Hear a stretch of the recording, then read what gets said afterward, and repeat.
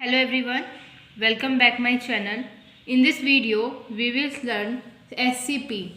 What is SCP? Single cell protein, which is used as food supplement. जो living micro organisms होते हैं, bacteria, fungi, algae, इन सब से हम उनको एक्सट्रैक्ट करते हैं ड्राइड सेल बायोमास की तरह.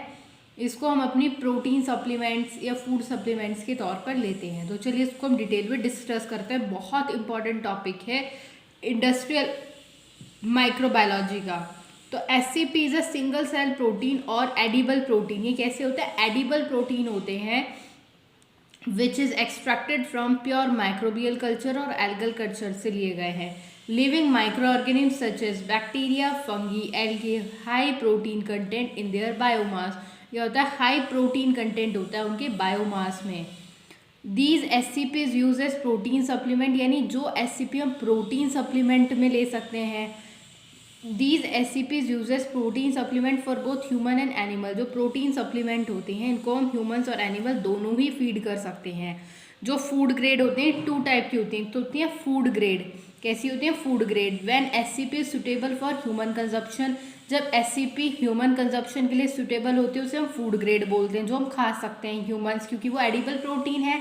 वो कौन सी होंगी? वो होंगी food grade. When SCP is suitable for animals not for humans. अब इसमें उसका उल्टा हो जाएगा कि जब SCP एनिमल्स फीड करेगा, ह्यूमन फीड नहीं करेगा, तो वो कैसा होगा? वो फीड ग्रेड होगा, जो कैटल वगैरह उसको दिया जाता है, मतलब एनिमल्स को दिया जाता है. It has high nutritional qualities, high protein content और इनमें हाई प्रोटीन कंटेंट होता है और फैट्स और मिनरल्स भी होते हैं. सबसे ज़्यादा क्या मिलता है SCP में? प्रोटीन कंटेंट मिलता है. और अदर जैसे फैट्स है, वाइटामिन्स है, कार्बोहाइड्रेट है, मिनरल्स हैं, ये भी स्मॉल अमाउंट में मिलते हैं, लेकिन प्रोटीन कंटेंट इनमें सबसे ज़्यादा होता है. Advantages of using micro organism. Algae, bacteria, fungi use कर रहे हो, क्या एडवांटेज? हम उसका क्यों यूज़ कर रहे हैं? वो तो माइक्रो ऑर्गेनिज्म है. हाँ, हार्मफुल भी हो सकते हैं उसके कुछ, ये नहीं कि हर वक्त वो टॉक्सिन भी प्रोड्यूस कर सकता है, वो कुछ भी कर सकता है, फिर भी हम उसे प्रोटीन सप्लीमेंट, लेकिन वो टॉक्सिक फ्री होना चाहिए. लेकिन अब उसके एडवांटेजेस क्या है माइक्रो ऑर्गेनिज्म के, हम पढ़ते हैं. It can be grown at higher rate. वो हाई रेट पे ग्रो करते हैं, इजीली वो मल्टीप्लाई हो जाएंगे. Quantity and quality content of protein is much higher than compare to plants and animal. जो क्वांटिटी और क्वालिटी होती है प्रोटीन की, वो प्लांट्स और एनिमल में इससे ज़्यादा होती है. माइक्रो ऑर्गेनिम्स में इतना आपको प्लांट्स और एनिमल में प्रोटीन नहीं मिलेगा जितना आपको एल्गी, फंगी, एल्गी में क्लोरेला, स्पाइरुलिना बहुत ज़्यादा प्रोटीन होता है, इतना बहुत ज़्यादा मिल जाता है. तो वो हाई सोर्स है प्रोटीन का as compare to plants and animal. Micro organism can be easily culture in remaining waste which is inexpensive. आप इनको कोई भी वेस्ट वगैरह पे ग्रो करा सकते हो, जैसे कैटल वेस्ट है, एनिमल वेस्ट है, या इथेनॉल फर्मेंटेशन का जो वेस्ट पड़ा होता है, सॉ डस्ट है, कोई भी ऐसा है उस पर आप इसको कल्चर कर सकते हो. इनएक्सपेंसिव है, कहा जाता है एक्सपेंसिव भी नहीं होगा.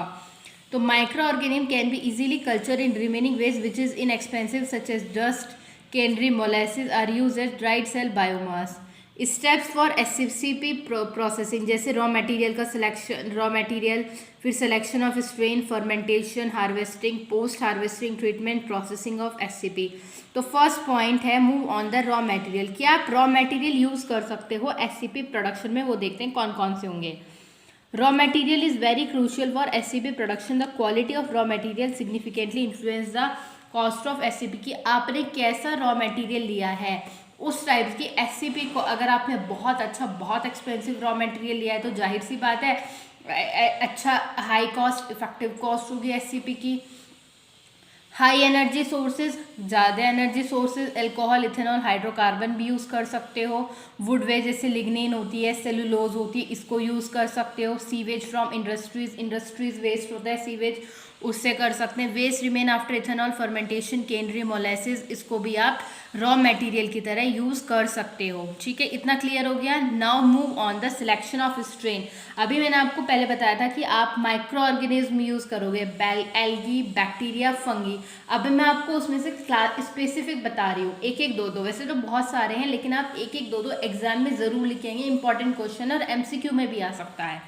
Selection of strain. Microorganisms such as algae, fungi, bacteria should be used. Algae chlorella, spirulina maxima, bacteria में lactobacillus species bacillus megaterium, fungi में एस्परगिलस नाइगर के चेटोमियम सेलुलोटिकम, यीस्ट में कैंडिडा यूटिलिस और saccharomyces cerevisiae. These are the microorganism which can be used for microbial production of SCP। Algae में chlorella या spirulina maxilla, bacteria में lactobacillus species या bacillus मेगाटीरियम और भी यूज़ कर सकते हो, फंगी में एस्परगिलस नाइगर, यीस्ट में कैंडिडा यूटिलिस और सैक्रोमाइसिस सर्विसी आप इनको यूज़ कर सकते हो, ये आपको पता होने चाहिए। Fungal biomass contain 80% protein in their biomass. जो फंगल होता है उसमें 80% प्रोटीन होता है और लो उसमें क्या होता है, न्यूक्लिक एसिड होता है। Algae contain 60% protein in the biomass and high nucleic acid. Algae में 60% प्रोटीन होता है लेकिन उसमें न्यूक्लिक एसिड हाई होता है। और बैक्टीरिया में 50% टू 55% प्रोटीन होता है। सबसे कम प्रोटीन कंटेंट फंगल में होता है और एल्गी और बैक्टीरिया में बैक्टीरिया में सबसे ज़्यादा न्यूक्लिक एसिड कंटेंट होता है और जबकि एल्गी में तो क्लोरोफिल कंटेंट भी मिलता है। फर्मेंटेशन हम इसका कैसे करेंगे, फेड बैच कराएंगे, ठीक है। मैंने आपको बैच और वो बता रखा है कॉन्टिन्यूस कल्चर अपनी प्रीवियस वीडियोस में। फेड बैच भी स्पेशल टाइप का कल्चर होता है कि जिसमें आपको न्यूट्रिएंट्स प्रोवाइड करा लेकिन स्पेसिफिक रेट ऑफ इंटरवल के बाद, कि आपने सपोज करो कि 2 घंटे बाद आपको न्यूट्रिएंट देने तो 2 घंटे बाद ही प्रोवाइड करने हैं, तो एक रेगुलर इंटरवल में। बाकी मैं इसकी डिटेल में बाद में बताऊंगी, बस इतना याद रखो SCP के लिए फेड बैच कल्चर होता है। Then next harvesting. फर्मेंटेशन के बाद आप क्या करते हैं, हार्वेस्टिंग करते हैं। हम क्रॉप में कल्टीवेशन के बाद हार्वेस्टिंग करेंगे, इसी में हम माइक्रोबियल प्रोडक्शन में फर्मेंटेशन के बाद हार्वेस्टिंग करेंगे। तो after fermentation cells are group for harvesting, cells की ग्रुपिंग करेंगे हार्वेस्टिंग करने के लिए। The bulk of cell are harvested in a fermenter by a process decantation. Fermenter में सेल्स के ग्रुप को हम क्या करेंगे, उनमें हार्वेस्टिंग करेंगे। फिर हार्वेस्टिंग के बाद क्या होगा, आपने सेल्स को हार्वेस्ट कर लिया कि ये आपके SCP। अब उसके बाद after harvesting SCP subjected for washing drawing method. जैसे आप सेंट्रीफ्यूगेशन कर सकते हो, उसमें क्या होती है, बैक्टीरियल सेल वॉल रिमूव हो सकते हैं सेंट्रीफ्यूगेशन से, फ्लॉक्यूलेशन से, फ्लोटेशन से, इससे बैक्टीरियल सेल वॉल आपका रिमूव हो सकता है, तो सेंट्रीफ्यूगेशन कर सकते हैं।